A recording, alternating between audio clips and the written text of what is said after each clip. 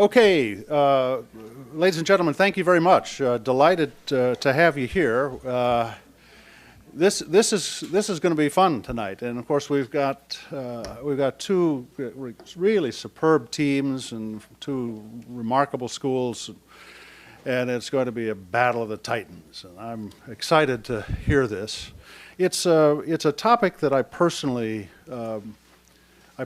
care a great deal about, and I'm probably not objective on it. Okay, so that's the first thing I should say. But let me try to stay as objective as I can, just for a few minutes, to frame the importance of this. The foundation of America's 60-year history on this question goes back to the very famous Atoms for Peace speech that President Eisenhower formulated. And I think it was probably one of the most salient and important policy frameworks that's ever been developed in the last 60 years. It was one that we had to think through. You know, many of the other policy frameworks that we had over the last 60 years were forced on us. We had to figure it out. We had really serious problems, and we just had to figure it out, and we usually stumbled our way until we got to a defendable posture. But this was one we actually had to conceptualize. And it took a number of years, really, to get to it. And we had to think through what was going to be this framework that would harness the potential of nuclear energy as an abundant commercial source of electricity and reconcile it against all of the risks that come with nuclear proliferation. You know, every weapons program essentially springs from the foundation that's of commercial nuclear energy. You know, every one, because it's all about enriching nuclear material. In the natural world, uranium doesn't appear in any quantity that you could use it. So you have to concentrate it. So you concentrate it from 1,000th of 1% in ore stock to get it up to about 4%. But that represents about 85% of the work it takes to get to a weapon. Because to go from 4% to 90% is only the last 15% of the job. You know, and that's been the inherent dilemma of this. We knew that there was such enormous promise, and there still is enormous promise in commercial nuclear energy. Let me just give you a sense of scale on this. 1,000 megawatt plant of nuclear power. If you are going to fuel that with fuel oil, we don't do it that way anymore, but if you were to try to generate 1,000 megawatts with fuel oil, you know those great big tanker trucks that drive up, you know, to the gas station at night and, you know, fill up the gas station? One plant would empty one of those trucks every 7 minutes. That gives you a sense of scale of nuclear power. It's an enormous source of base power generation, an enormous sense. There's nothing quite like it. But it does have also this inherent risk, the security risk. So when Atoms for Peace was formulated, it was trying to find a framework that put this in balance. And ironically, it isn't well understood, but the commercial nuclear side of nuclear power is the essential ingredient of transparency to try to prevent proliferation. Because we ask countries to sign up to the NPT treaty, and I will tell you, 90% of everything we know that's going on in Iran is because they signed up to the NPT treaty, because they had the right to develop commercial nuclear energy. So it's a very complicated landscape. Commercial nuclear energy cannot be separated from the future of proliferation prevention. See, this central, complex problem, which got embedded together in the Atoms for Peace, is still with us. 60 years later. And we're still debating it. And it's an important debate. The most important thing about the debate is that all of us honestly go through the details. I don't have any idea which side you guys are on tonight.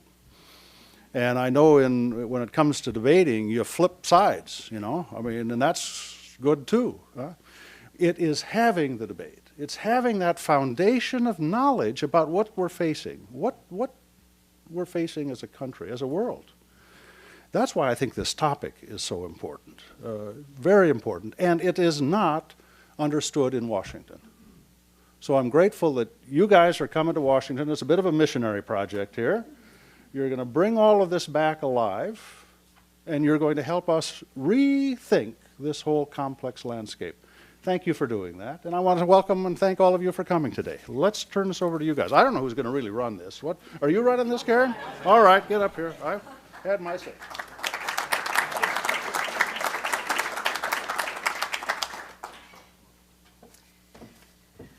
Terrific. Thank you, Dr. Hamry.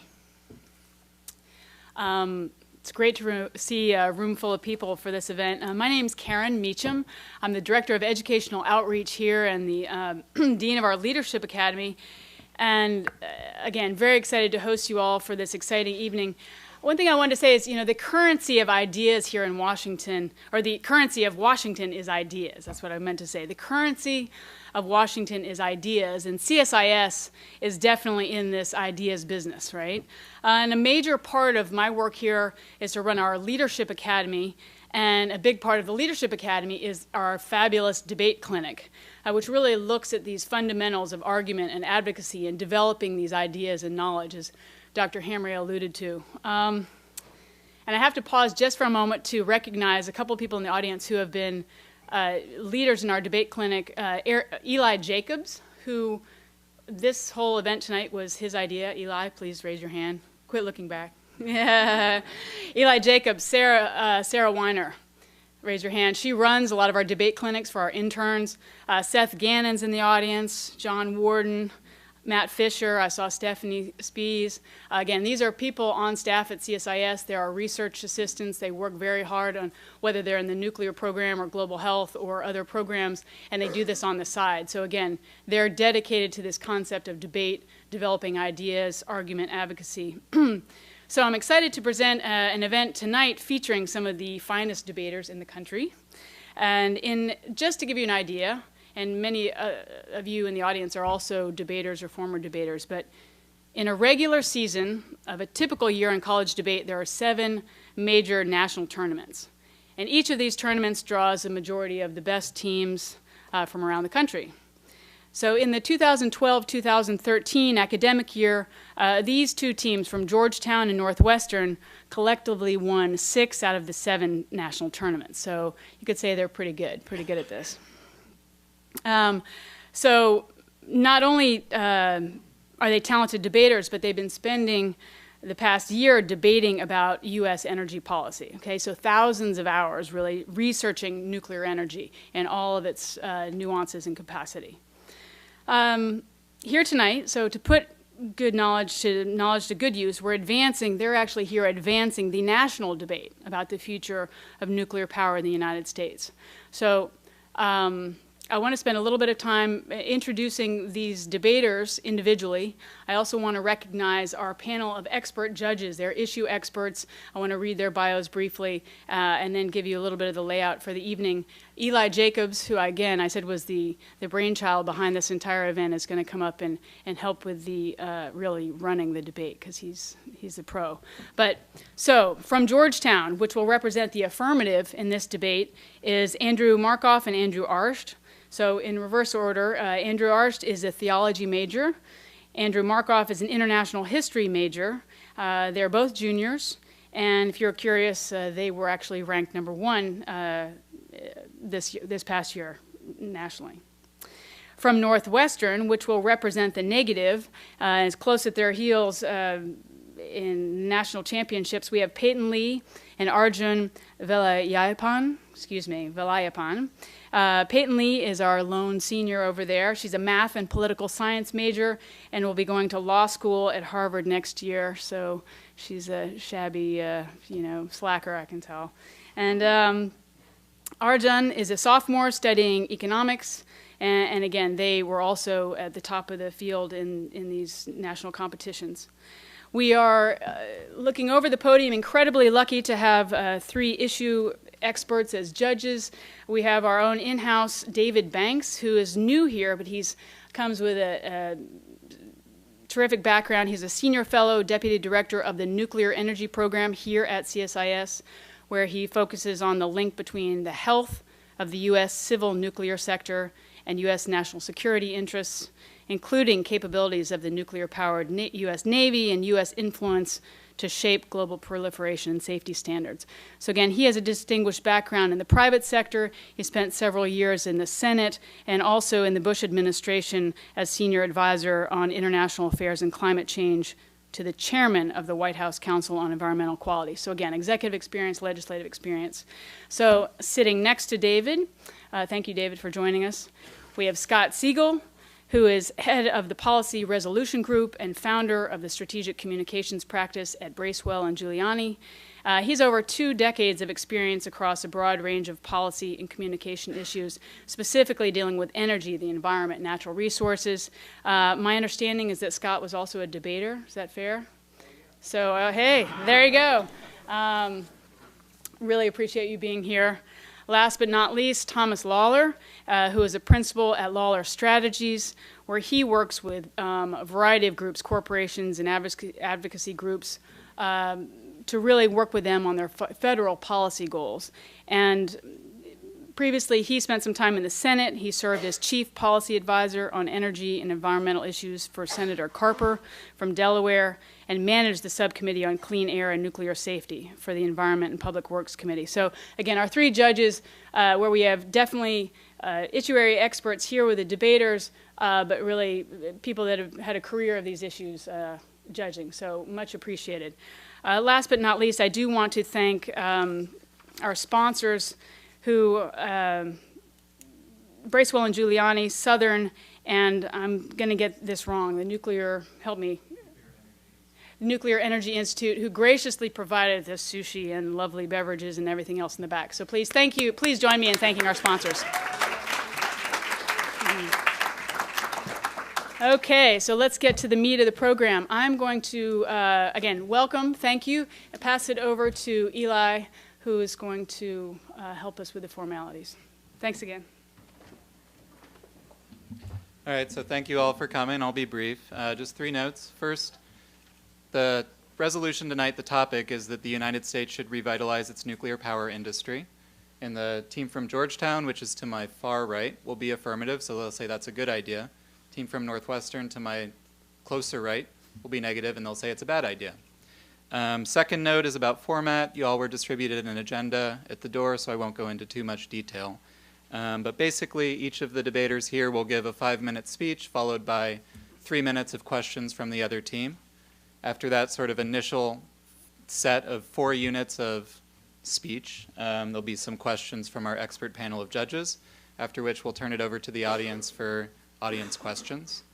And then each team will give a 5-minute concluding rebuttal, and then we'll turn it back over to our judges for 15 minutes of concluding comments and remarks. The last note is that you should be sure that you use microphones at all times. So this is true for debaters and judges. There's a little button at the bottom there, so just turn it on, and that's so that our online audience and posterity will be able to see and hear the event. All right, so thanks again for coming, and I'll turn it over to, I guess, Andrew Markoff to get us started.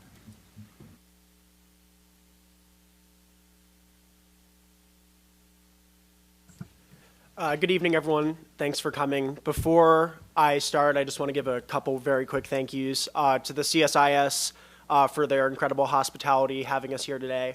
Obviously, our 3 judges, Mr. Banks, Mr. Segal, Mr. Lawler, for taking the time out of their schedule to come watch and give us comments.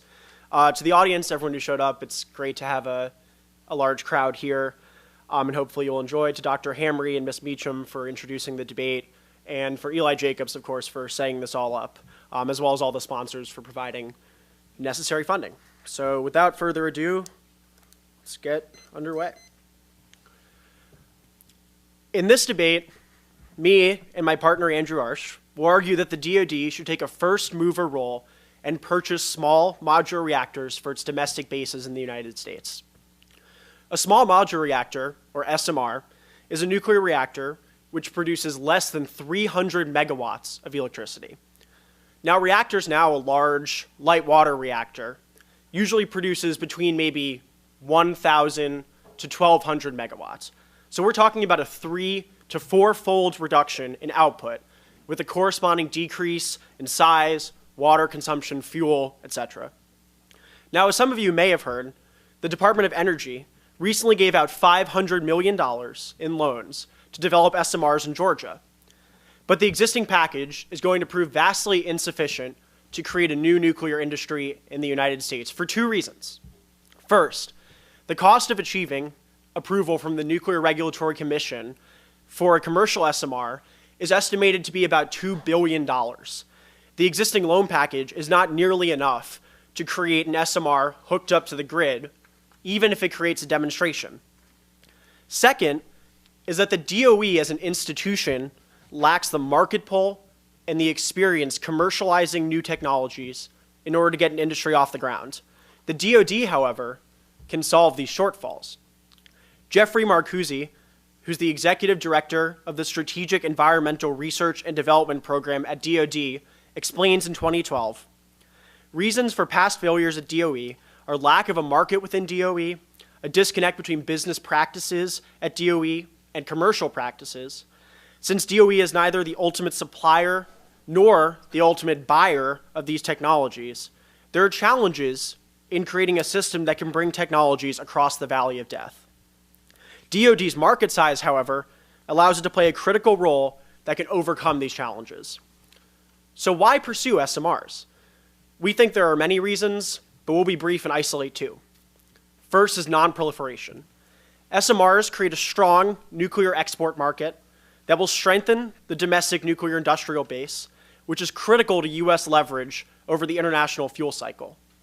CSIS's very own Michael Wallace and Sarah Williams write in 2012, America's nuclear energy industry is in decline. China, India, Russia, and other countries are looking to significantly expand their nuclear commitments. 15 new nations could have this tech within the next 2 decades. America's ability to exert leadership is directly linked to the strength of our domestic industry. In the past, the U.S. provided a model for industry self-regulation. The results were not perfect, but America's institutional support for global non-proliferation helped shape the way nuclear tech was adopted and used. This influence seems to be certain to wane if the U.S. is no longer a major supplier or user of nuclear tech. Second, SMRs will insulate DoD bases from grid vulnerability, which is a growing risk to effective operations and command infrastructure in the United States. George Robitaille, who is a civilian working on the Army's Strategy Research Report, wrote in 2012, the Department of Defense depends on electricity at military facilities, which are controlled by a public grid, which is susceptible to age of infrastructure, natural disasters, and cyber attacks. The DoD, in fact, gets 99% of their electrical requirements from the public grid. Components, however, are over 100 years old. Admiral Blair, the former director of national intelligence, testified before Congress that the growing connectivity of our grid creates opportunities for attackers. SMRs, however, are able to provide a secure and independent source of electricity in the event that the public grid is compromised. Now, one concern raised by critics of SMRs is cost. Can they compete? We think they can. Ioannis Kessides and Vladimir Kuznetsov from the World Bank explained in 2012, SMRs overcome key barriers that have inhibited the growth of nuclear power. They have smaller size, lower power, and simpler design, which allow for greater modularization of units, standardization, and fabrication. SMRs can benefit from the economies of multiples that accrue to mass production of components in a factory. Building reactors in a series instead of individually can lead to significant per-unit cost reductions. Another concern is safety, and we think there are 2 important things to note. First, The sum total of life-threatening injuries or deaths that have resulted from commercial nuclear accidents in the United States is 0, ever, which is far less than casualties from industrial accidents associated with any other energy source. Second, SMRs incorporate new passive safety features which prevent accidents. Robert Rosner, a professor of astrophysics at the University of Chicago and the former director of the Argonne National Laboratory, explains in 2011 that SMR designs incorporate passive safety features that utilize gravity-driven or natural convection systems. SMRs have a much lower level of heat decay and require less cooling after reactor shutdown. Designs eliminate the need for backup. They improve seismic capability. They provide large and robust underground pool storage for waste. These designs present a strong safety case for SMRs. Thank you.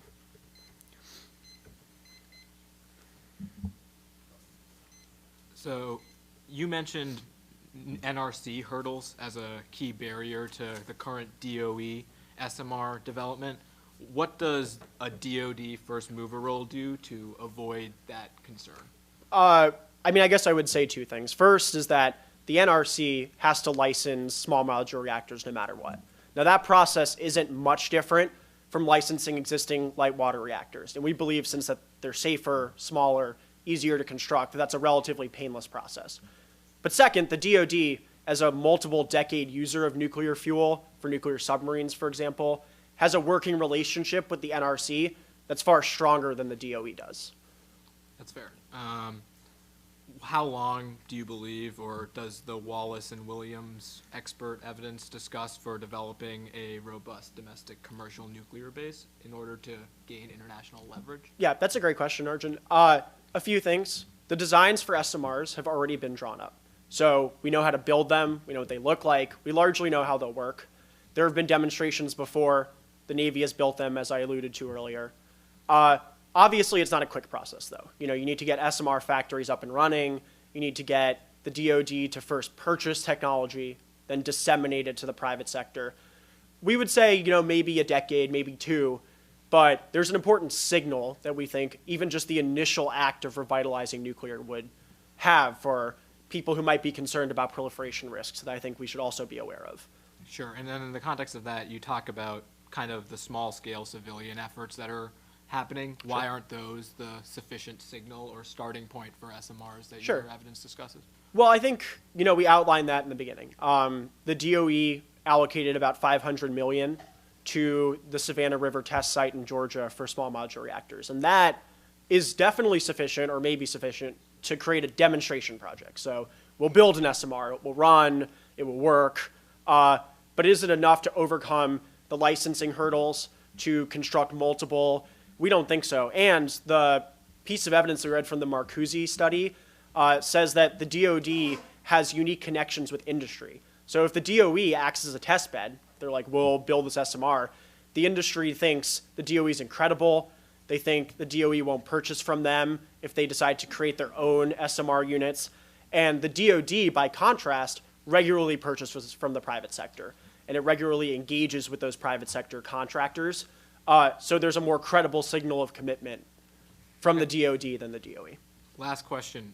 You talk about grid vulnerabilities. If it truly has been so vulnerable and in urgent need of repair since the 2008 Defense Science Board report that your evidence cites, how can you account for the absence of an effective attack or total shutdown? I think, so part of the piece of evidence by Robitaille in that study talks about how there have been probes onto the US grid by hackers, perhaps from China, Russia, or non-state actors. So the risk is sort of increasing. Plus, we know from 03 how vulnerable the grid is. And sorry, I won't go any more over time. Thank you.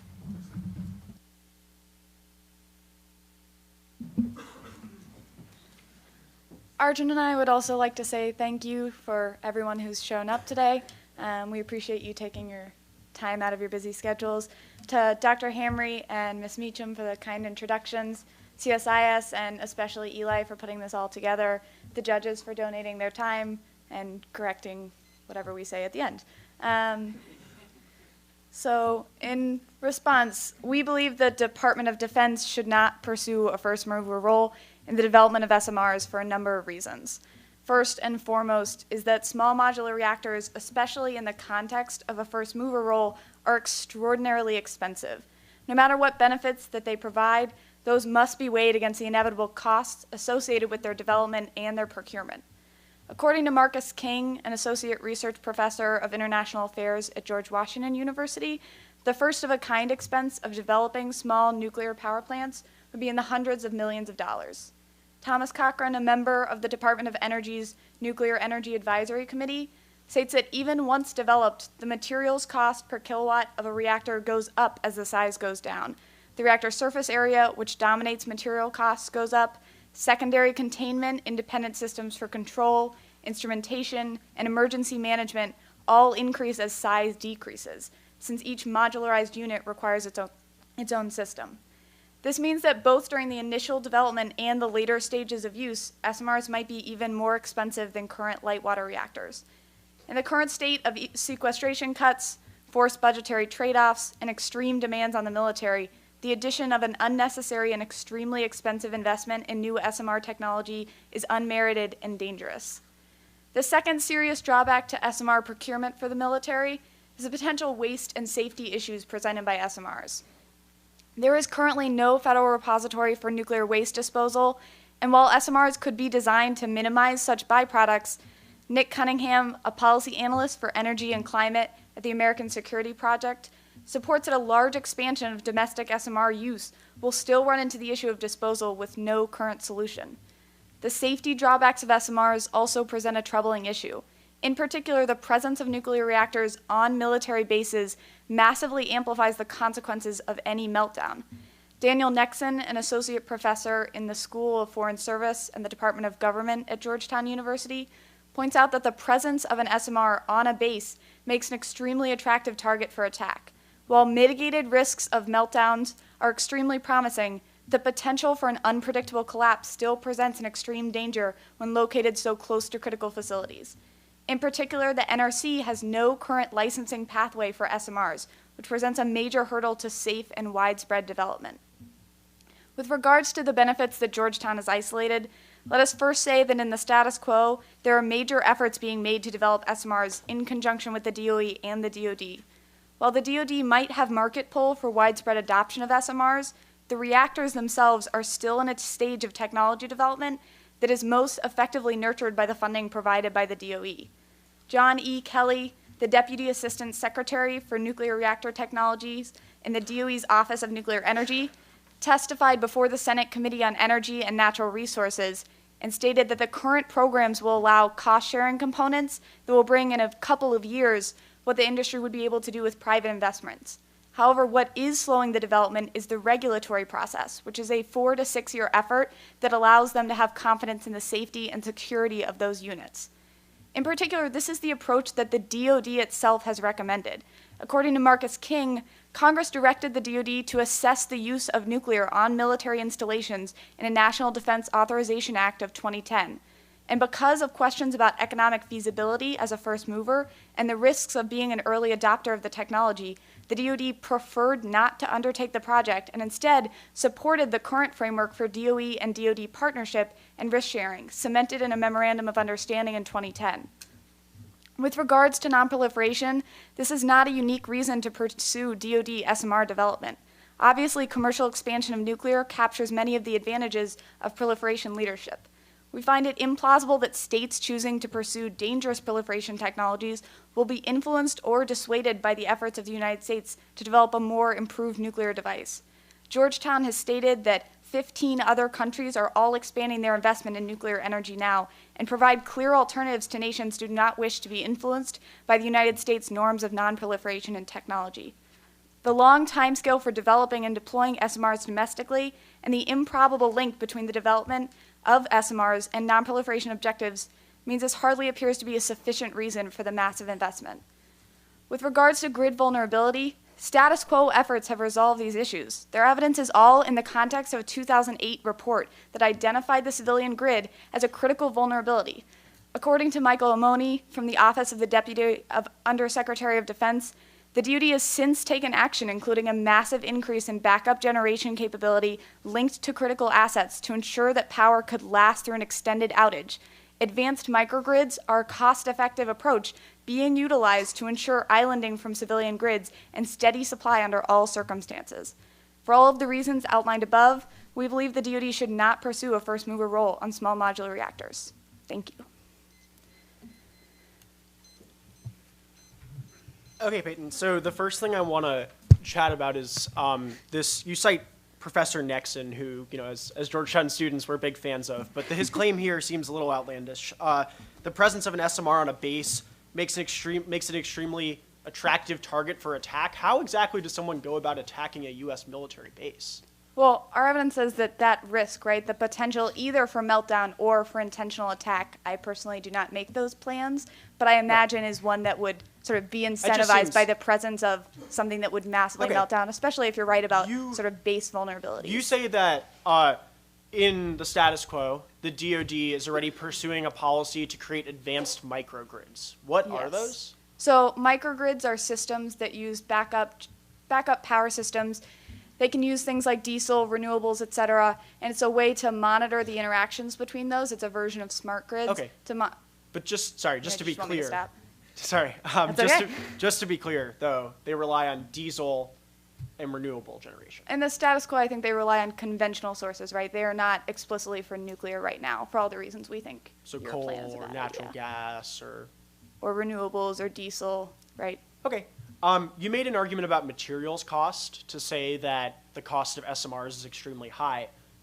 So we made an argument that as you continue to build out SMRs, you can build them in a factory and mass produce components. Why does it matter how much the concrete costs? Yeah, so I agree that long term you can make it cost less to produce them when you sort of manufacture them, but that's a relative cost comparison. Yes, that costs less than the first few that you build, which is also probably a reason the DoD shouldn't fund the first few.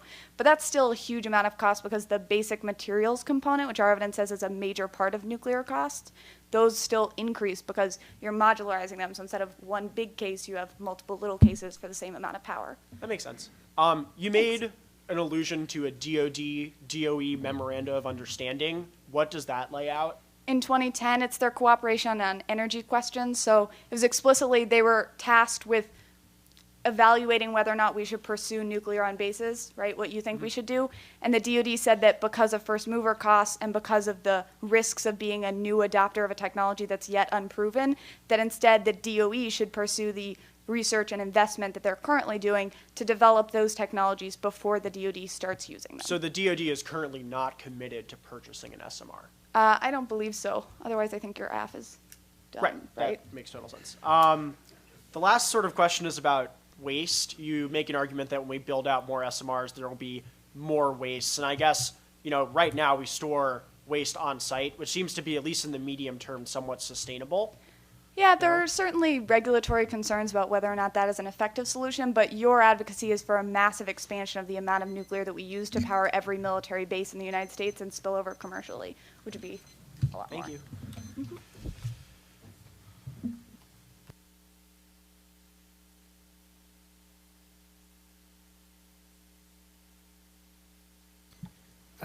Okie doke.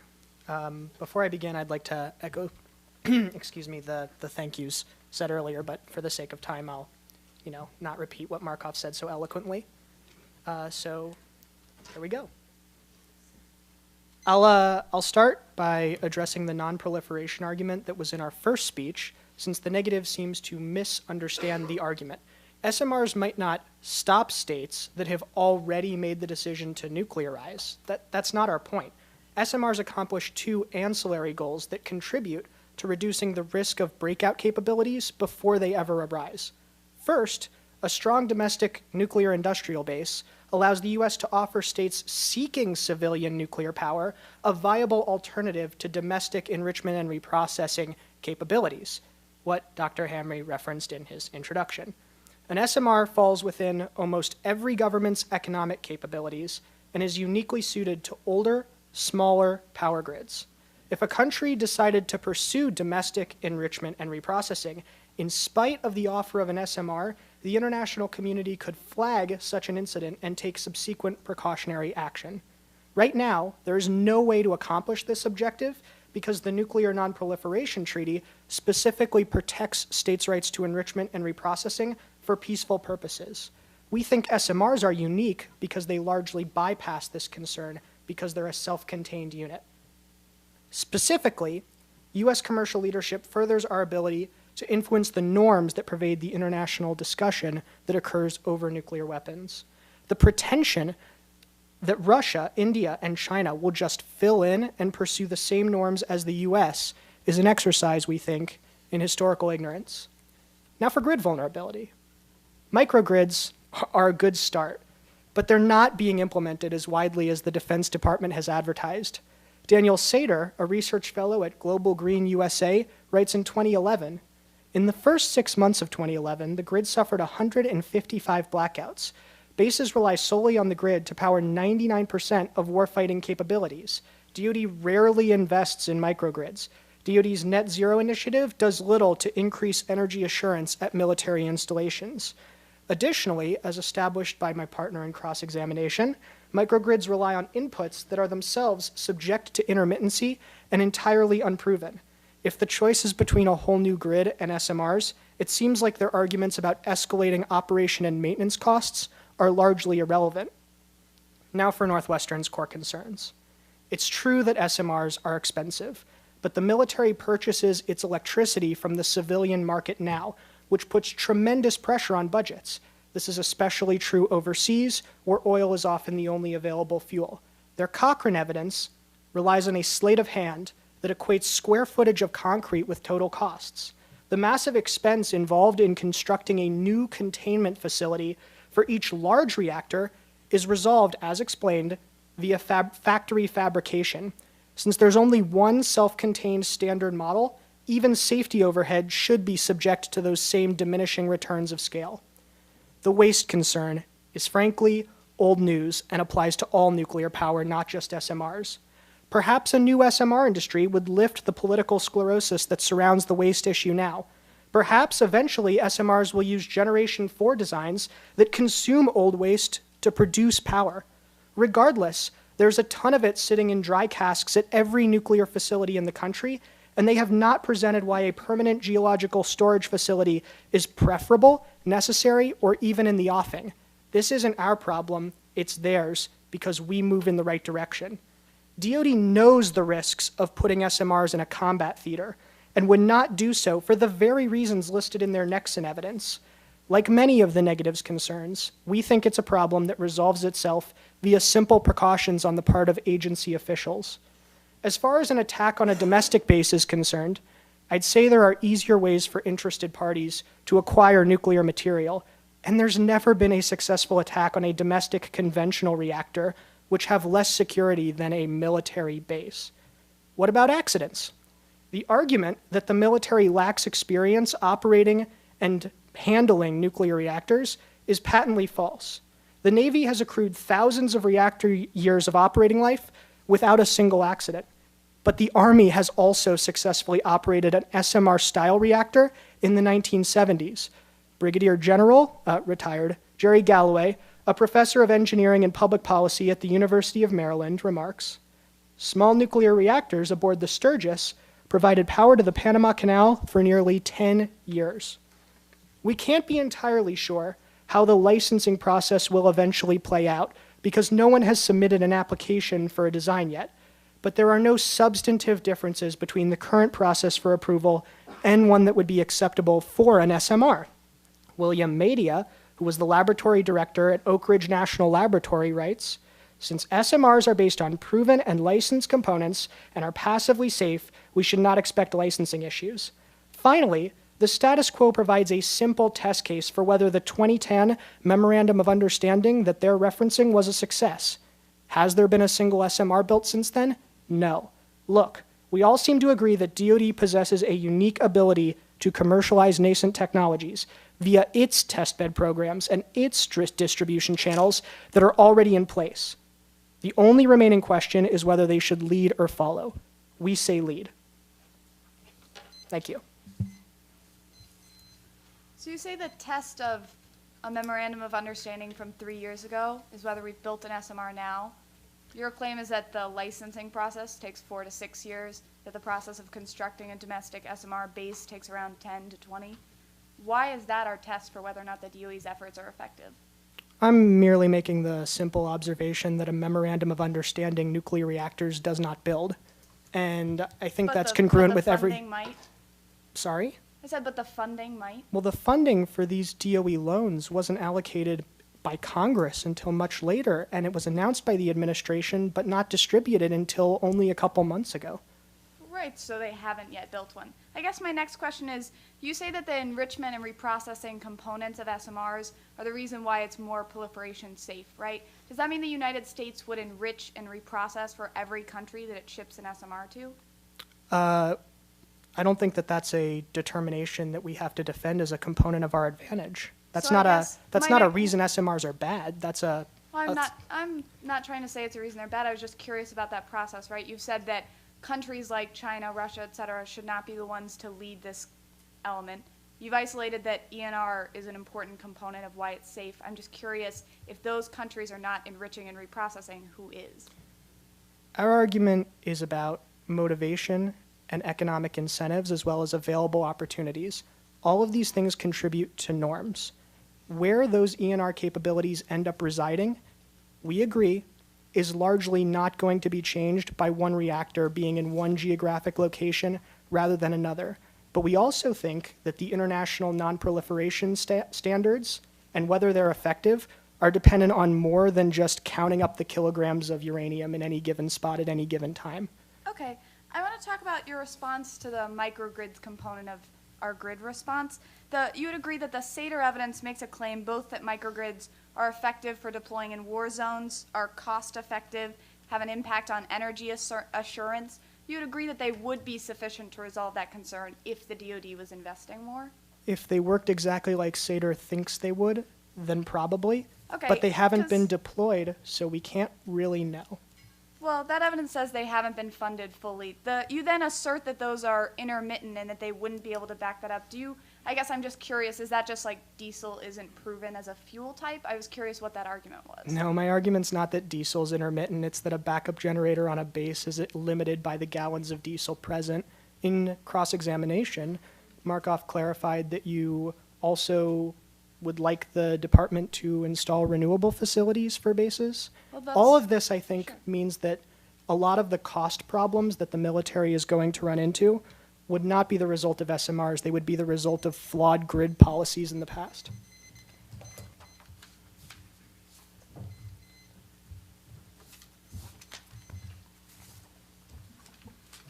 I'm not going to repeat the thanks, but Peyton kind of already said it all.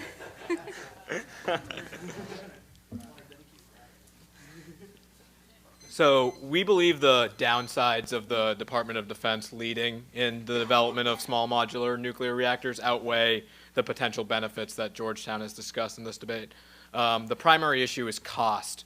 Georgetown correctly points out that current military purchases from the civilian grid do put pressure on DoD budgets, but that is insignificant when compared to the price of massive SMR development in the short term. Also, given the long time frame for SMR development, the cross-sects of the first speech indicated decades, the DoD would be stuck footing the bill for both civilian electricity now, in addition to new reactors at the expense of other important programs. While Cochrane may discuss concrete costs, he is by no means equating concrete with total cost. He also discusses costs from things like emergency management and being a first mover and the unique expenses that come with that, which Georgetown has conveniently disregarded in their last speech. Taking on the first mover role requires things like extra testing and demonstration costs, in addition to the typical safety, licensing, and waste management overhead that we've discussed previously. Even if SMRs seem economically reasonable on their own, Georgetown has failed to take into account the current economic environment where cost minimization is necessary to ensure military effectiveness due to sequestration. You should ask yourself, do we actually need a few new, possibly unnecessary reactors if they come at the expense of our troops' readiness abroad? The impact of this trade-off should outweigh the marginal benefits that SMRs provide in the long term. In terms of waste, they too quickly dismiss a very serious issue.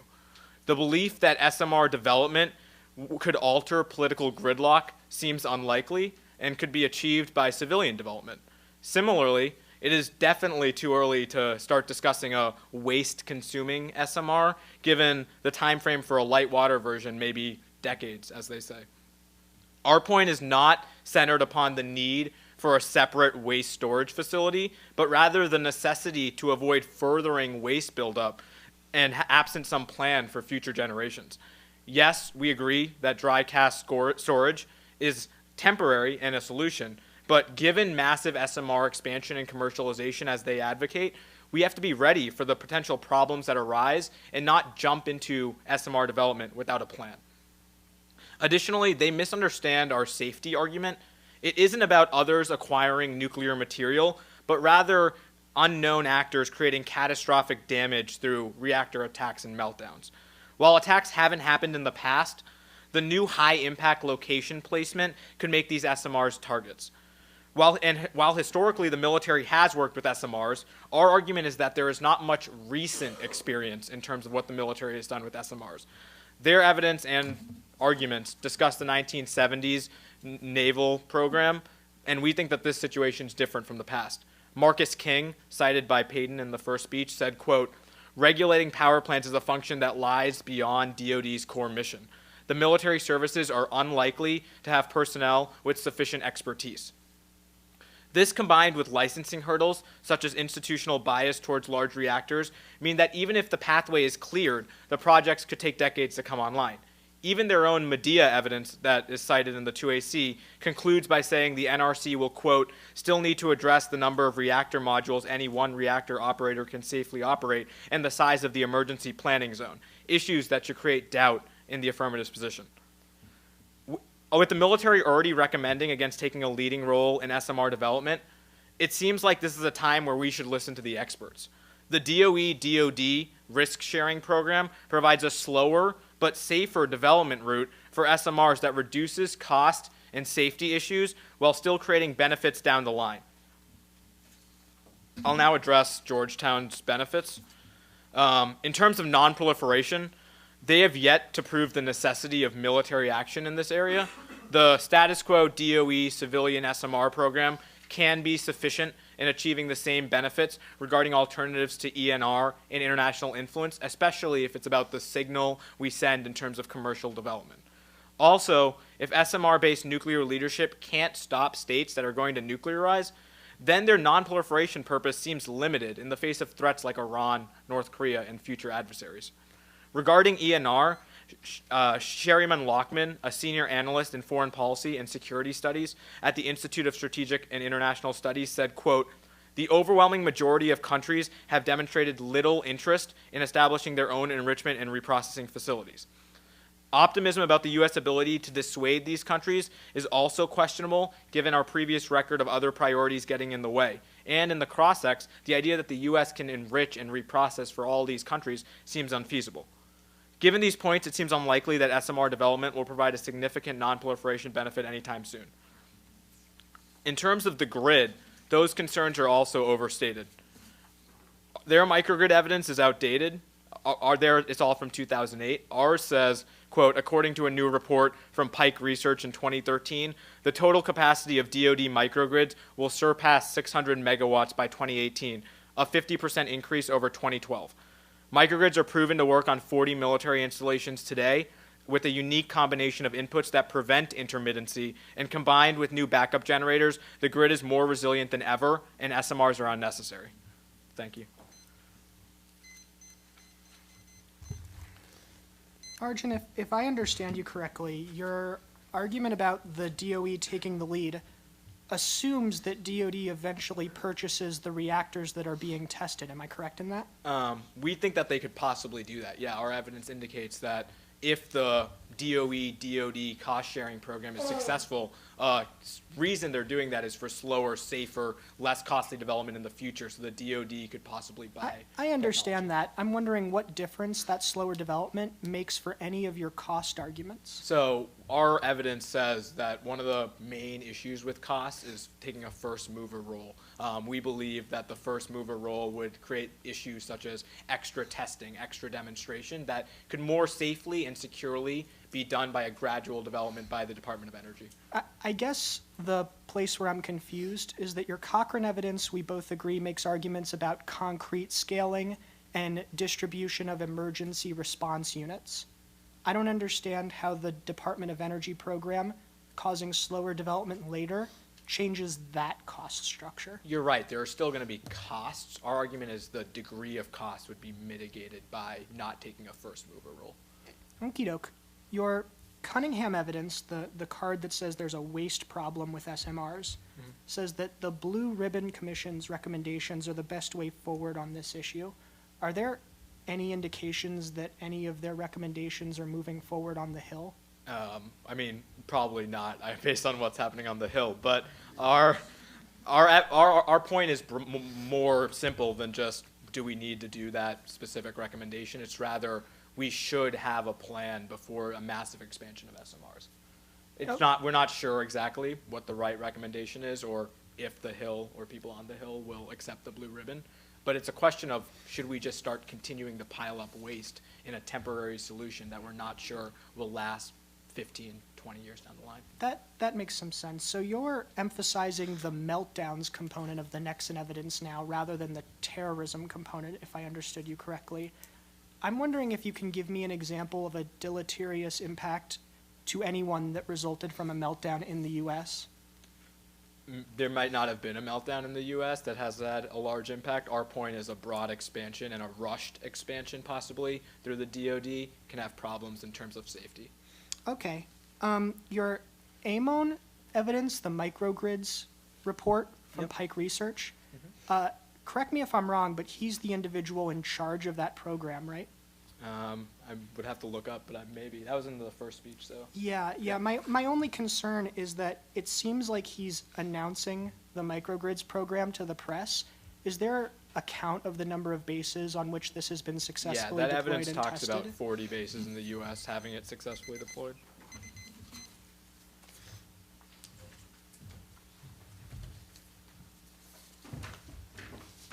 All right, well, thank you guys. That's the end of the first part of the debate. I'll turn it over to our expert judges for some questions for the debaters, and then we'll turn it over to you all. So I'm going to start with Scott, maybe. Be sure to use the microphones. Okay, sure.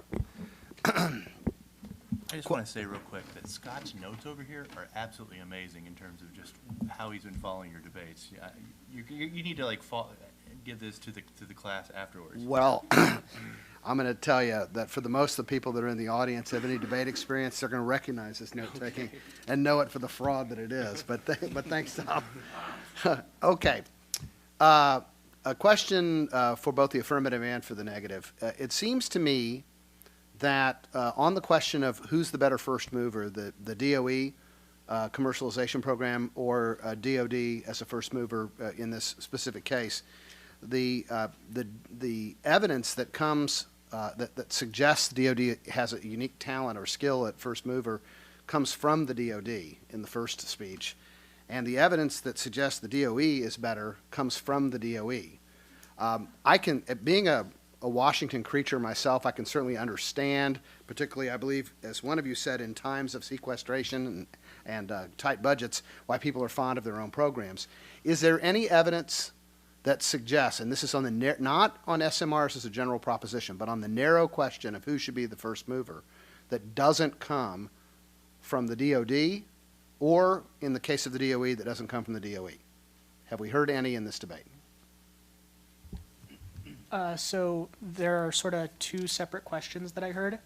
One is whether this evidence exists, and the second is whether you've heard it in this debate. I guess I'll respond to the first for sort of general knowledge purposes, that yes, there are people at the National War College, as well as several independent reports that have substantiated both the DoD first mover and the DOE first mover arguments. As far as let me interrupt you. The National War College, is that, can anybody apply to that? Is that they have like a football team or something? Okay, well, I'm assuming that's part of the same defense operation. As far as independent studies suggesting the DOD is the better first mover, are they so independent that they were funded independently, or might these be questions that the DOD themselves asked? I would leave that question to the negative. Okay. If I could chime in though, in sort of a large part of the literature written about DoD first mover on SMR is that the DoD is an effective first mover. So you have multiple instances in the last few decades of DoD adopting technology and then disseminating it to the public space. Really, can you name another? Just The internet is probably the biggest okay, example. very good, very good. Obviously, there's like medical advances. Penicillin is one that people know about. Semiconductors. I think the concern in the literature is more broadly, so most of the evidence I've seen at least talks about the DoD in the context of SMRs, but in terms of the first mover role of the DoD, it becomes a debate about whether or not locking in a particular type, picking a winner, is the better approach, or letting it develop sort of more competitively without guaranteeing the market of the DoD. And so, And the DOE is better at that. well, so that's the back and forth. I have seen less evidence that compares the DoD as a first mover versus the DOE. I have seen evidence about the DoD as a first mover creating lock-in that's worse for the market. Has literature disclosed anything about the odd error the DOE might make as a first mover? The odd error? Yeah, the funding of an energy project that didn't work out so well. Sure, I think there have been some of Might have those. been some talk. Heard tell of it. Let me see what these other learned gentlemen say. Tom. I'll just follow on Scott's question, because it seems that one of the arguments is that DOE should be the first mover and not DOD, and yet one of the supporting evidence is in times of sequestration, we shouldn't be putting this type of onus on DOD, but it all comes from the same checkbook, whether it's at the Department of Energy or whether it's at the Department of Defense.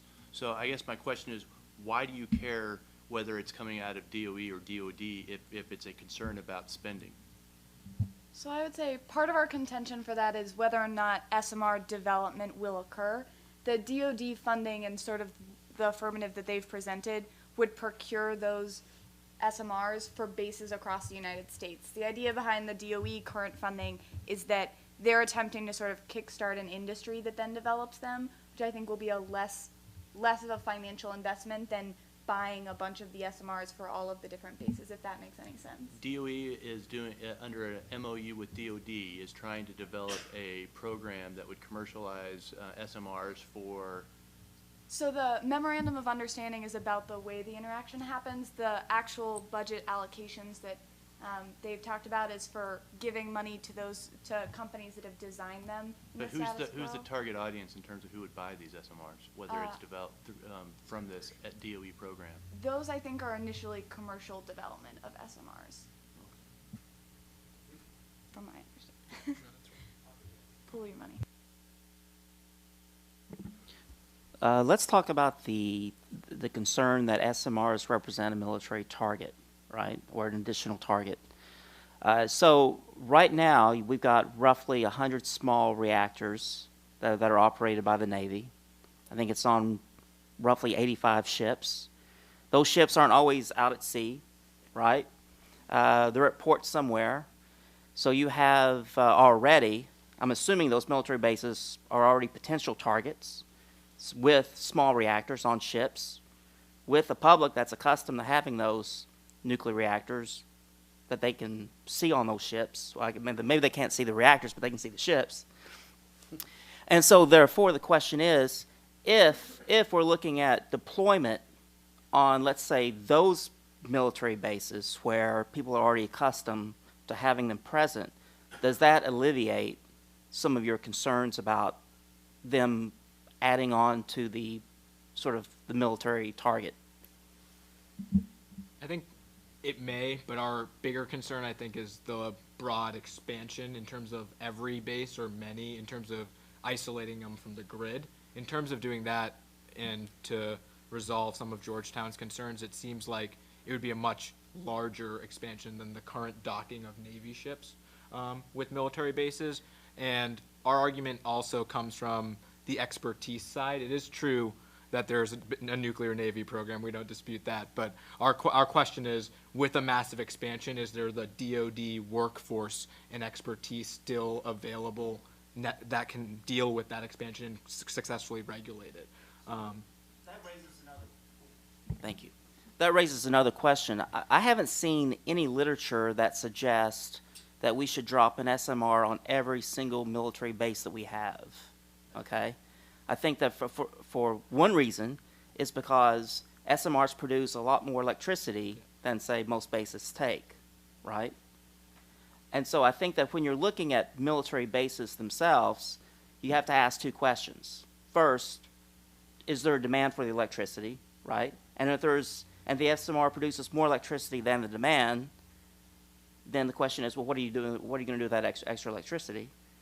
The second piece is, what bases do we absolutely have to have separate from the grid, because we need that counter-strike capability, okay? So I think that, I've lost my thought, actually. Oh, can I ask I wanted to ask a question based on what Dave just said. Let's say, because this is debate, and debate has a little power we like to call fiat. So if they want to put a small modular reactor on every base, well, all they have to do is wave their magic wand, and the money gets printed up, and off they go.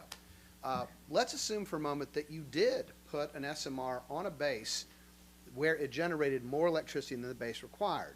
Now, what would normally happen in a situation like that is you would sell the excess electricity back onto the grid, which would then make money. Does the literature disclose anything about potentially selling electricity back to the grid and raising money that could actually begin to pay for maybe successive generations of either innovation or new deployment? The King report that the negative has introduced pieces of to the debate is sort of the most authoritative internal department opinion on this issue, and there's a whole subsection that raises that possibility and presents it as a potentially attractive byproduct of this proposal.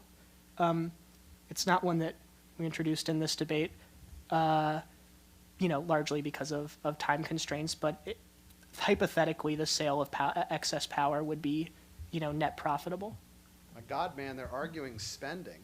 Might that not have been a place for you to introduce it? I hate to critique you, but, I think it also raises the interesting question of ownership. So an added component of a lot of that literature is about whether or not that SMR is purchased and run by the military on the base, or whether or not private utility companies locate close by, guarantee that the military base has power, and sell to the civilian grid, which is obviously a layer that we didn't talk about. they don't even have to locate close by. It is possible for them to own and operate. In fact, real world just for a moment, probably in many cases, there would be a contract to a civilian company that would run, at least I hope, they wouldn't be taking grunts fresh out of Paris Island and having them operate a nuclear power plant no matter how small. So there probably would be licensed professionals that would be running the plant. Right, right. Yeah, it's more likely that you have unlike the nuclear Navy where. Yes, yes. Yeah, it's more likely that you have a public-private partnership where a utility operates the SMR, for example, right? And you have a purchase power agreement associated with all that. Well, most of the civilian fleet is run by former nuclear Navy operators, right? So, yes. And so they do have the expertise. No one else is training. And just to kind of follow on one of David's point, I will say that DoD has interest beyond costs in terms of how they evaluate technologies and deploying them, and one being readiness and preparedness. And so whether or not how much it costs is irrelevant if it's we need this for counter-strike possibilities.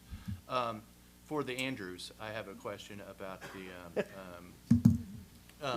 in your initial speech you talked about DoD having this proven track record and DOE not, and I would just ask the question about DoD's proven track record with the nuclear weapons complex, and specifically like the Hanford site, which currently has a number of nuclear waste tanks that are buried but are now leaking, and they're trying to figure out where to send them and who to manage it and how to deal with it, because of the way that the DoD has managed the nuclear weapons complex was blow it up now, we'll clean it up later.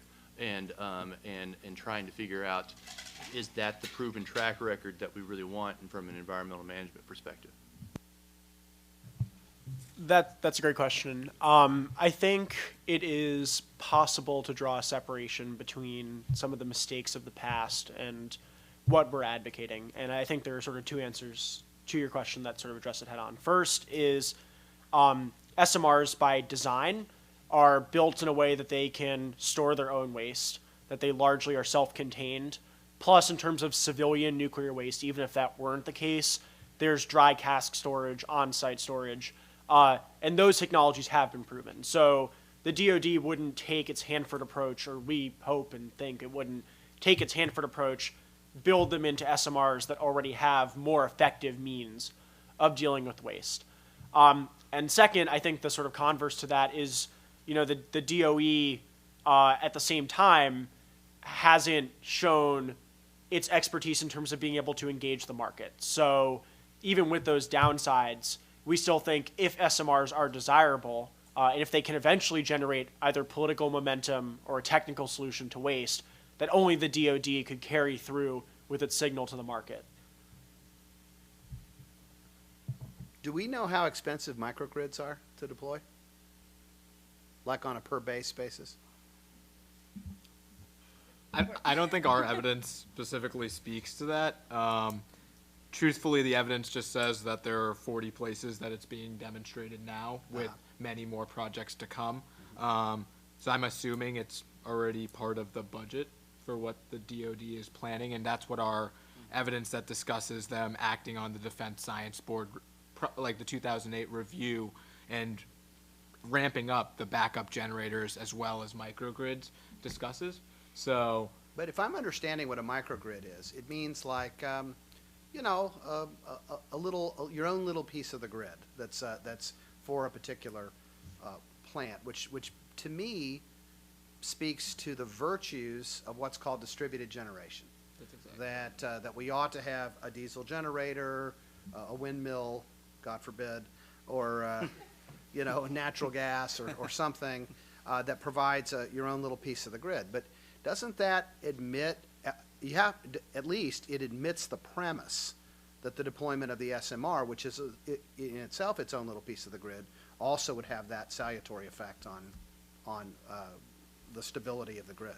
Do you agree with that? I mean, it is undeniable that deploying SMRs would isolate bases from the civilian grid and provide that option.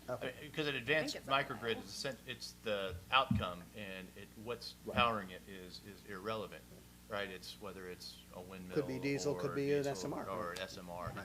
It's all trying to provide the island aspect of the complex.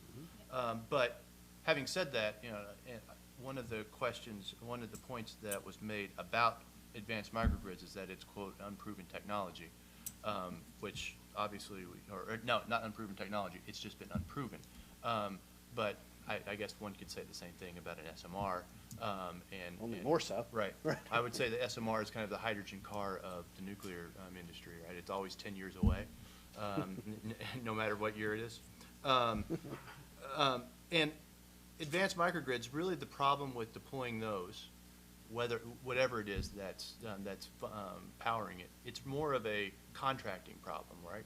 Power purchase agreements is kind of more of an issue rather than deciding how you're going to power it. Or is it, and what your generation issues are.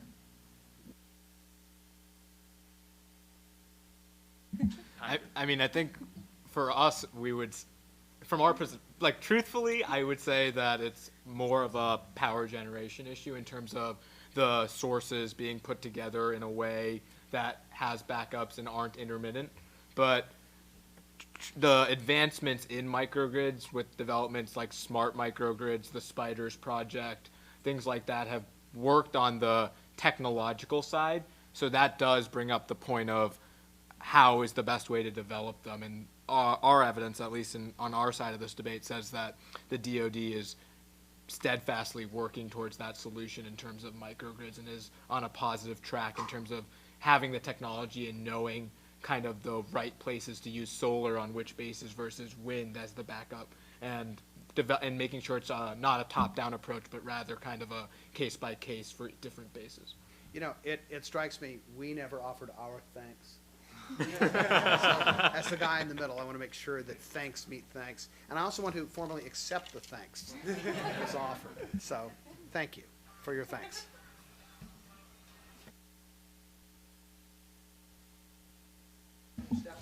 All right, guys. Well, to continue the tradition of thanks for the questions. I think we're going to move on to the audience Q&A portion of the session. We've got Adrian and someone whose name I embarrassingly don't know, who both have microphones. So if you could just raise your hand, I'll call on you. Someone will bring you a microphone. Just identify yourself, give your name and your affiliation, and then we'll go from there. So start right here.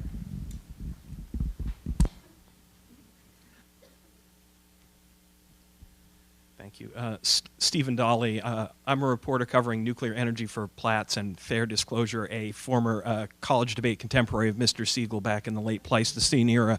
And having survived my fair share of non-proliferation debates, both in Washington and in academia, I'm hoping to unpack a little bit what the scenario is for how an invigorated U.S. SMR domestic base would enhance U.S. influence over nonproliferation. As you all know, and as most people in the room know, there's just a huge number of ways in which the literature discusses how a U.S. domestic nuclear industry might positively or negatively influence the risks of nuclear weapons proliferation. It seems like in this debate what you're primarily saying is that if there were a strong U.S. SMR sector, any nation that just turns up its nose at an offer of a U.S. SMR would flag itself for the international community as a potential proliferant. It seems like the first question there is doesn't that necessarily assume, therefore, that the U.S. would be supplying the fuel and perhaps reprocessing services for the SMRs?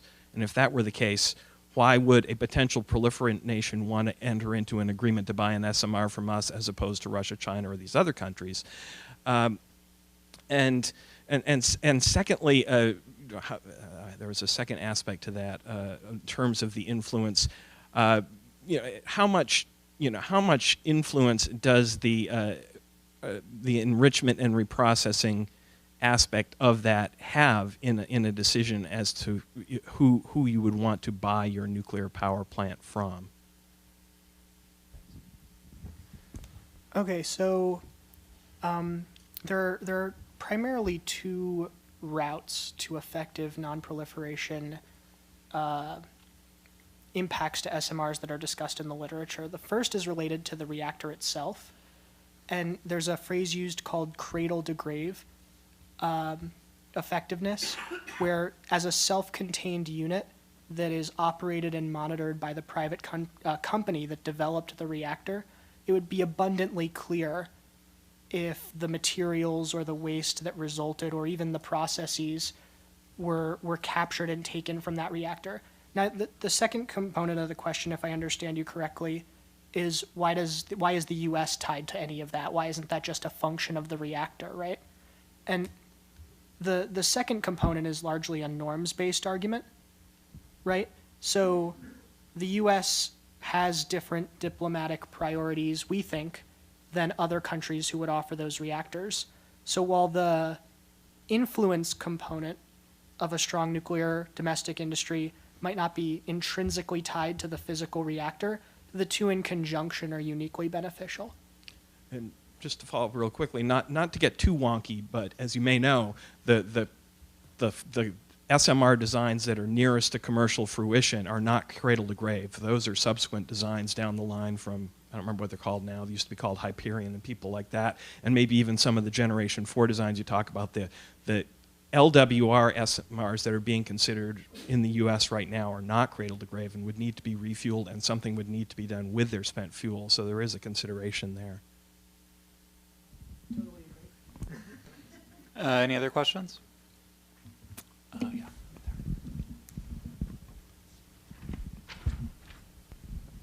So I have two questions. My name is Larry Meinert. I'm the head of the Mineral Resources Program for the United States Geological Survey. The listed question for debate is the United States should commit to revitalizing its nuclear power industry. Nowhere in here to say anything about small modular nuclear reactors. So my first question is, what the heck are we focusing on that only one small piece of the nuclear industry, and why are you saying that that is the only possible way forward? Number two, assuming we are going to go forward in that direction, If we do simple mathematics, if we have small reactors that are, let's say, for the sake of argument, 1/10 the size of a regular reactor, that means for the same capacity, we need 10 of those for every one sort of normal size plant, which means that we now have 10 exposures for potential disasters like happened in Japan, where an apparently unforeseen earthquake tsunami caused a huge disaster. So it seemed like the calculus of having 10 times more exposure to plants gives us a risk that would not be there with larger plants. Great question. So to answer the first part of sort of why SMRs versus the broader industry, our contention is that SMRs are the way forward for the industry. So we have a class of LWRs that are outdated, that are falling behind technologically to other countries that are developing, either pushing for Generation 4, SMRs, new LWR designs that are safer, that are cheaper, and that are being subsidized by those governments.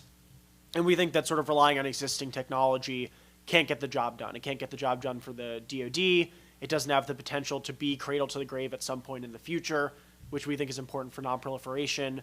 And so SMRs, plus we think that SMRs are sort of inherently safer because they're smaller, because they have passive safety. And so they represent a move that we think ameliorates most of the problems with nuclear power as it exists now. And we do think that there's a potential for a robust industry to be built around them. To answer the second part of your question, I think a lot of the SMR studies that we've read throughout the course of this year contest the characterization of the 10 times as much risk.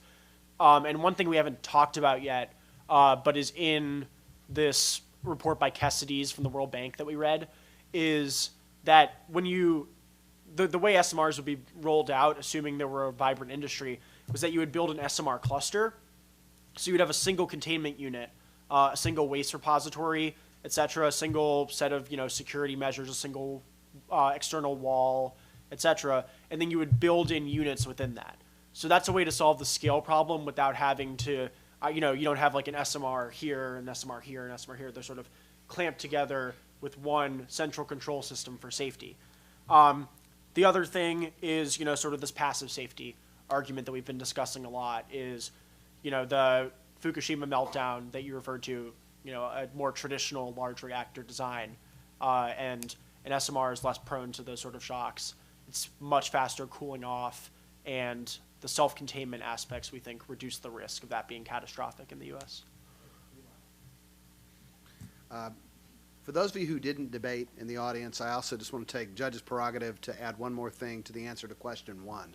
It probably does sound a little tinny because, we have a major deployment of nukes right now in light water reactors and traditional, and there are other recommendations for addressing the current fleet. The reason I'm taking the judge's prerogative for a moment is because in debate we have a convention of proof by example. Typically what will happen is a resolution which is being debated or a topic is broad in nature to encourage as much cross-fertilization and thinking and innovation within the particular year. So by convention, we allow the teams, particularly the affirmative team who specifies what will be debated in the particular round, to debate an example of the resolution. Even though for formal logic reasons, a single example doesn't prove a larger resolution, we kind of, with a wink and a nod, allow that as a convention in competitive debate. And you're seeing that, I think, most excellently, is that a word? On display here, where there's a deep dive on a particular example rather than trying to grapple with the entire resolution. So that's kind of what's going on. I think we've got time for one final question. Yeah.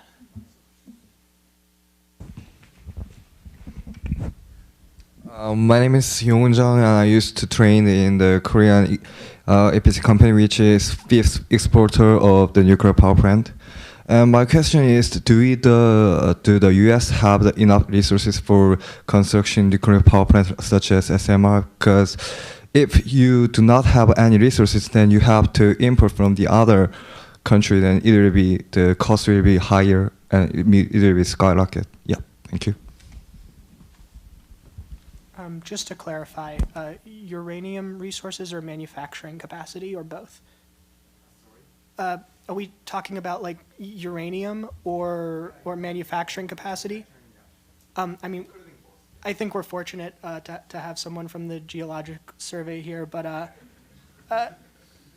Their most recent reports indicate that there's in excess of 100 to 150 years of uranium capacity in the domestic United States that's readily available for mining, even under their higher of 3 scenario planning trajectories for nuclear expansion in the future. I don't have a citation for that right in front of me, but I'm fairly confident in a similar appraisal to that. I don't want to specify a statistic. All right, well, thank you guys, and I'm going to begin the last component of our debate where each team will have an opportunity to advance their final concluding remarks, so I'll turn it back over to Andrew Markoff for a second time.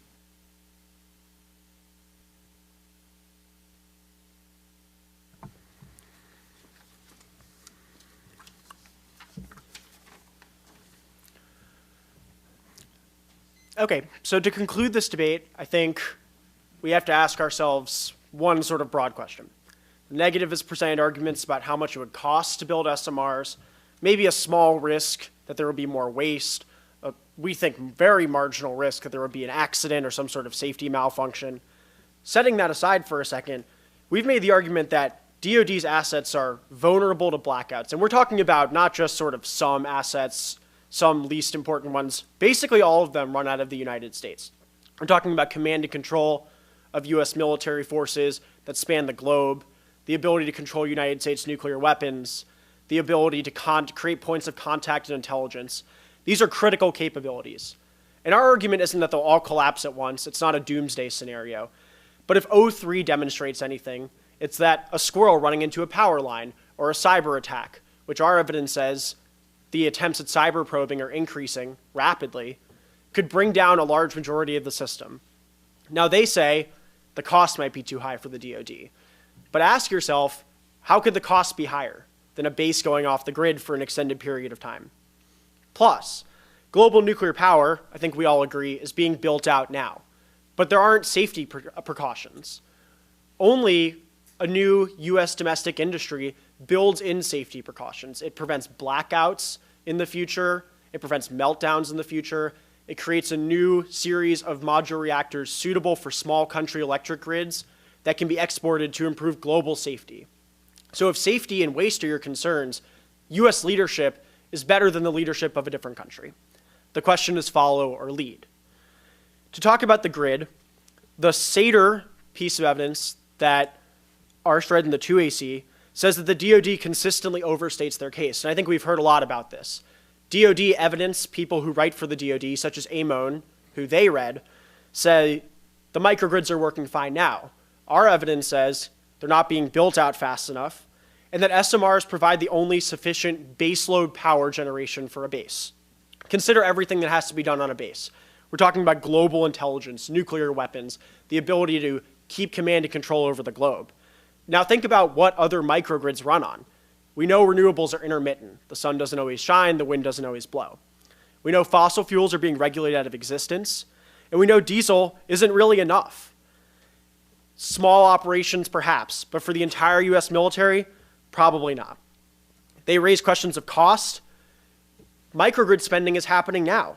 The DoD and DOE are spending tons of money, public money, in spite of sequestration, to either build out SMRs, to procure biofuels for the military. The question is, what's the most effective path forward? We don't think there's a huge impact to more spending because the DOE is trying, but it's a question of scale.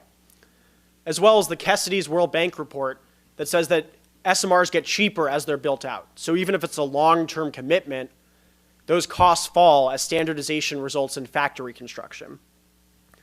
They say we've conveniently disregarded other costs. They've disregarded our economies of multiples argument, the one from Kessidy's that I explained already. They say sequestration means that there's a precarious spot for the military, and we agree. But what is more precarious than a grid blackout that brings down military operations? On the question of waste, you should ask yourself, do you think that the United States is incapable of coming to either a political or technological solution for waste?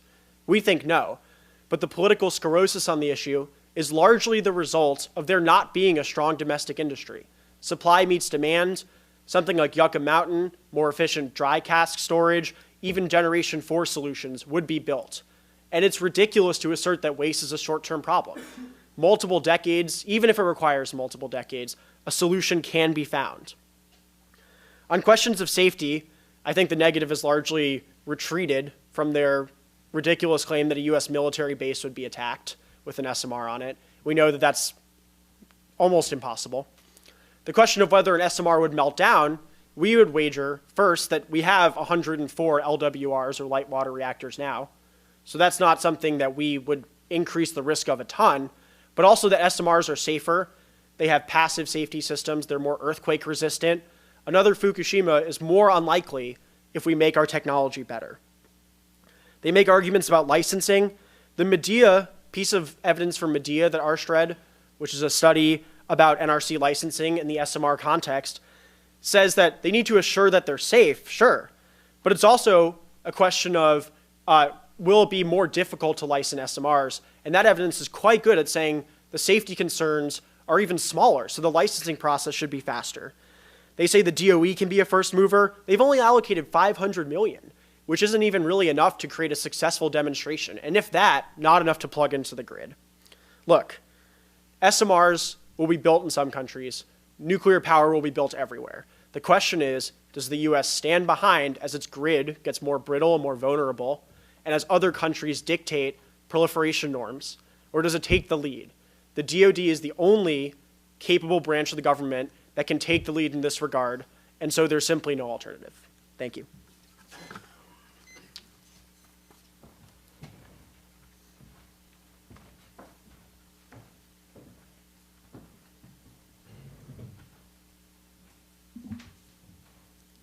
I will begin by saying that, as a framing point, we are college students. The DoD was asked to evaluate its grid vulnerabilities in 2008, determined that it was vulnerable, and has taken action to move forward and address those issues.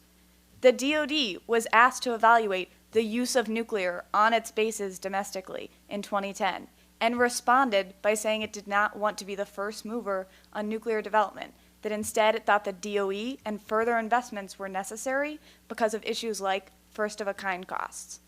Yes, funding something is an important component. Yes, spending is occurring now for microgrids, but funding an investment in technology that uses status quo energy efforts to upgrade our systems is very different than the DoD being the first mover on a major new initiative on developing a widespread SMR deployment and procuring those for what they have described as almost every base in the United States due to vulnerabilities. That massive increase in funding will not, I don't think, involve a lot of new funding from Congress, if anything is indicated by the past few months, but instead will involve trade-offs between other major missions. Those choices are already being forced on the DoD by cuts from sequestration, forcing millions of dollars of investment in SMRs in the status quo is a dangerous choice to make if it is true that our DoD infrastructure is so dangerous, they are taking action to resolve it. The second component of this is waste and safety. We can cross our fingers and hope that Congress overcomes the gridlock on waste, but why should we wait and do that after it has become an even more dramatic problem? Waste will expand. If the military uses an SMR on every base in the United States, the amount of waste developed massively expands. Yes, we have some components that are short-term fixes, but asking any experts, a lot of those are not guaranteed for a particularly long period of time, and that only assumes status quo amounts of waste. Yes, safety of bases is something that we would like to take for granted, but there are unknown reasons why meltdowns could possibly occur. SMRs might have advanced safety features, but the heightened risk of a meltdown occurring on a base, whether that's an intentional attack or an accidental meltdown that no one could have predicted, those costs are far higher and not worth the risk, particularly when status quo efforts are being deployed that are effective. In regards to their advance of offense, they've made two claims: proliferation and grid safety. The proliferation component I find a stretch of the imagination. Yes, U.S. leadership in the context of norms is important in affecting the way that countries make decisions, but whether or not we own and produce SMRs has very little influence on other countries' motivations for proliferating in a dangerous manner. I'm unclear what country will decide not to proliferate in a dangerous way because the United States has built a new type of nuclear reactor. If it's a question of the safety features that are included in an SMR, they have yet to address who does the enrichment, who does the reprocessing. The current SMR models are not cradle to grave. They are nuclear material being spread internationally. And if it's only a model question, then why are the 15 other countries that are developing SMRs not sufficient? The continued hubris of asserting that the United States is the only one capable of establishing safety standards is laughable and unfounded in the evidence that the evidence that they've cited. The second component of this is the grid. They have cited nothing after the 2008 report that says that the grid for the military is still vulnerable. The idea that every base in the United States is shut down, which is his explanation for this catastrophic impact, the U.S. military ceases to exist, is highly improbable. At best, small-scale blackouts in certain regions cut off one base. Maybe. We haven't seen it for decades. We haven't seen the consequences of it for decades. What we have seen is an expansion since 2008 of microgrids. The investment in things like diesel, renewables, etc., are all resolutions to the problem that they have isolated. It's unclear to me why their evidence, which concludes that microgrids are sufficiently effective, should be preferred. Maybe it's true that the DoD needs to invest further in microgrids. That might be an alternate proposal that resolves the component of SMRs. But it is certainly not true that SMRs are the only solution to the DoD's current vulnerabilities. And given the massive costs and dangers associated with those, they are certainly not the solution we should endorse.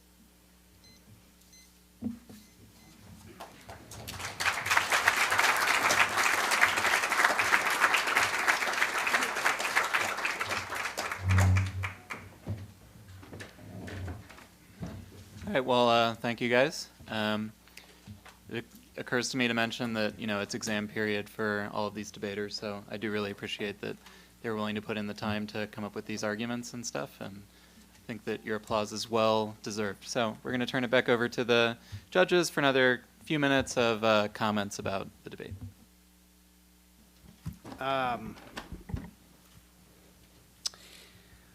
Well, first of all, I legitimately, and without tongue planted firmly in cheek, I want to thank you guys for presenting an example of what college debate can really be.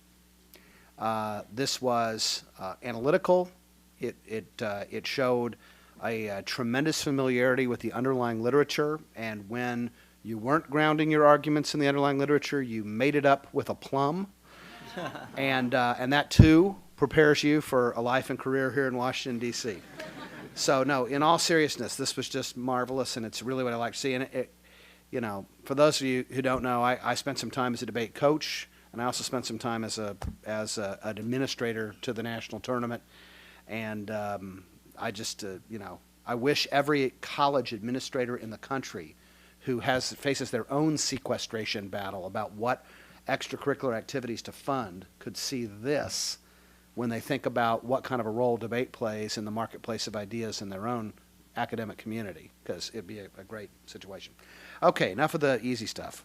I would have, frankly, from the negative, would have liked to have seen more discussion about what to do and what the nature is and what the alternatives are to SMRs, what to do with the existing nuclear fleet. Now, you don't, as I noted a moment ago, no one has an obligation to defend light water reactors under the terms of debate convention here. However, as a negative, you begin in the microgrids debate to discuss, well, SMR seems like a very expensive way to address the particular issues at play here.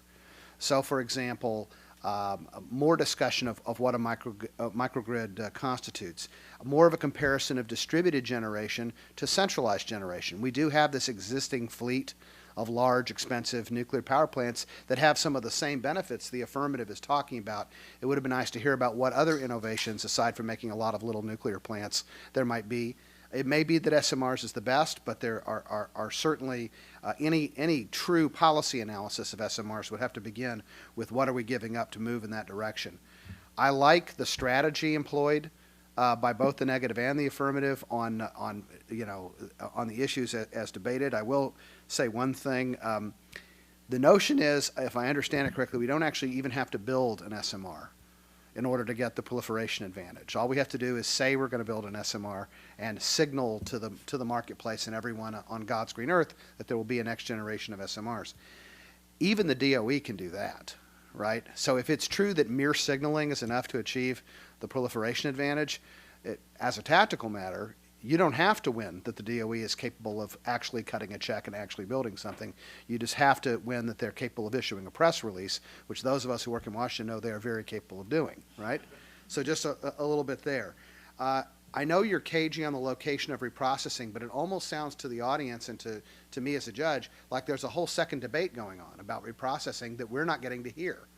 And it does seem to me to be quite critical, particularly when you're placing the SMR in the context of reprocessing. So either have that debate or figure out a better way to not have that debate. It's my advice as a coach. Last item is on the waste issue for me. We make an assumption that the waste will always be kept on site and stored in secure casks, which is of course what conventional nuclear power plants are forced to do or forced to think about. We don't know, and given the nature of this topic, it might not be topical for you to specify, but we don't know exactly what decisions the Department of Defense will make in terms of security. They are also very good at moving things around in the Department of Defense. In fact, probably most of what DoD does is engage in logistics. They may well decide to move waste around, particularly if there's a massive deployment on their bases. What are the implications? One, it might force the construction of Yucca Mountain. It might force the construction of some other military issue. Number two, they don't have a particularly good track record as far as waste storage is concerned at centralized locations, CEG Lawler's discussion of Hanford, right? Or number three, they might provide greater targets, even though they're better at moving things around than the civilian industry would be potentially to moving things to Yucca. There's a whole other debate there. That's the substructure of the waste debate seems to be missing here because of time. I mean, it's not missing because you didn't think any of these things, but I think it's worth ferreting out some of those issues for folks that are listening. And that's more than enough. Dave, Tom? Go ahead, Tom.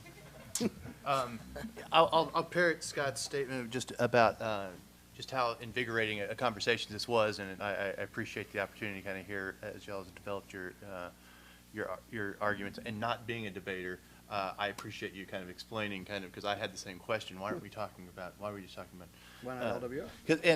And with my time on the Hill and all the issues with the civilian nuclear fleet, the nuclear debate has pretty much been a very binary debate. It's a yes or no question. So you're debating, should we do nuclear or should we not? And this was more of a discussion. It was both of y'all were essentially saying yes, and it was a question of who should be doing it. And I would have enjoyed more of a conversation of why. And why should DOD be doing it, or why should DOE? And we kind of talked about, or why should we do it at all, as a conversation. And for the negative, I thought that the discussion about the advanced microgrids was kind of that was the way to go, right? That you've got all these programs in place for DOE to set up these islands, and even just an explanation of how much it would cost to deploy wind with backup battery power, and maybe even with the backup diesel if you want to have redundancies. Compare that to the cost of a theoretical SMR, and you probably would win that. Very often renewables have a hard time battling the battle of costs, but nuclear makes that pretty easy to fight that right now. Both of y'all kind of enjoyed the tyranny of the hypothetical when you're going after the other, the what if blackouts, and so we have to have this thing to battle against some sort of huge grid failure, or the what if meltdowns. What if we have all these plants and they all melt down? And we can always have plenty of hypothetical what ifs. Unfortunately, Fukushima gave us Japan had a great safety record in its nuclear fleet until it didn't. And so that's always something that you have to deal with. On waste, one of the things, again, y'all brought up as short-term fixes. And you know, dry cask storage is a 100-year fix, and when you contemplate the technology advances that we've had in the past 100 years, other than the fact that we still, you know, dig mud out of the ground and burn it. And plenty of other industries, there's been a lot of advancement, and one would hope that maybe, you know, within 100 years we could maybe even find something to do with our nuclear waste. I'll leave it at that, but again, I think you guys were fantastic and very impressive. Thanks. Yeah, you guys did a wonderful job, and I certainly concur with my colleagues' remarks. To follow up on a point that Tom made, yeah, both sides were talking about first mover or not for DOD or DOE. The question is, why do we need a first mover, right? Someone has to be a first mover in advancing a new technology or new platform. And, you know, the question is, why should it be DOD?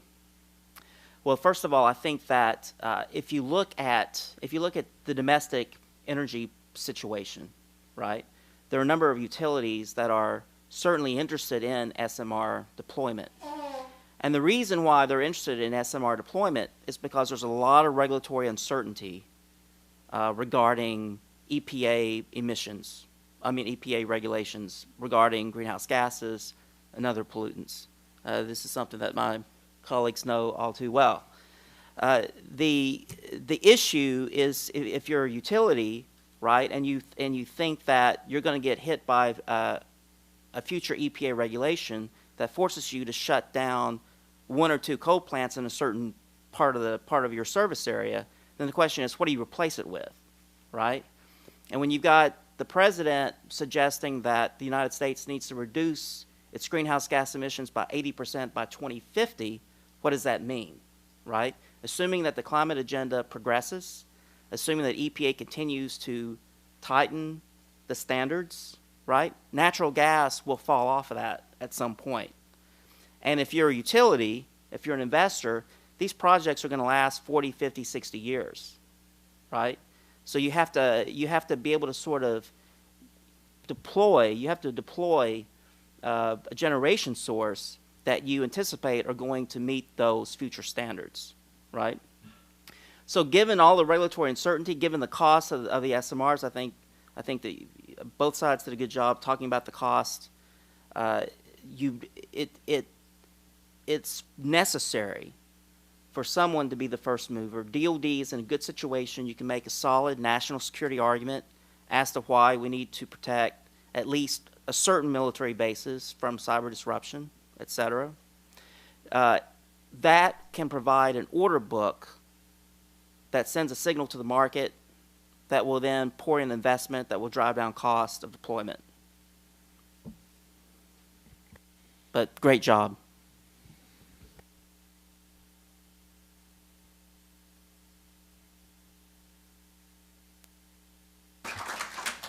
Yeah, thank you all for coming. I don't know that we have any more formal programming, but I'd certainly encourage these conversations to continue as you eat what's left of the food and drink what remains of the drink. So thank you all for coming.